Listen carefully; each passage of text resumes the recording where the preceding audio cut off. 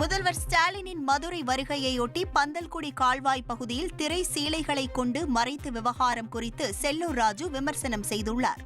நம்ம முதலமைச்சர் இங்கே தானே இருக்காரு, எங்க தமிழ்நாட்டில் தானே இருந்தாரு.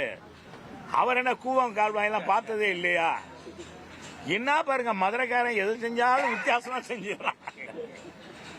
அவர் நடக்கிறதுக்கு மட்டும் இங்க மதுரையில குண்டும் குழியில நம்ம நடக்கிறோம். இந்த சாலையில் அவர் வர்றதுக்கு நடக்கிறதுக்கு சொகுசா வரணுமா, நம்ம முதலமைச்சர் வரணும்னு புது சாலை.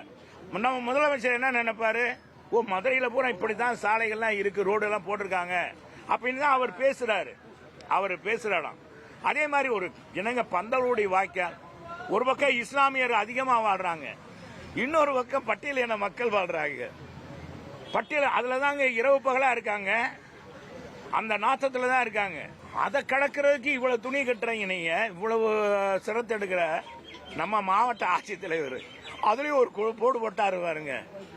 அதை யாரு கட்டினாங்களோ மீது நடவடிக்கை எடுக்க. எப்பா, நம்ம மாவட்ட ஆட்சியாளர் மாதிரி நான் ஒரு ஆளை பார்த்ததே இல்லை இதுவரைக்கும். இப்படிப்பட்ட ஒரு மாவட்ட ஆட்சித்தலைவர் மதுரைக்கு கிடைத்திருக்கார், அது திமுகவுக்கு கிடைத்திருக்கார்.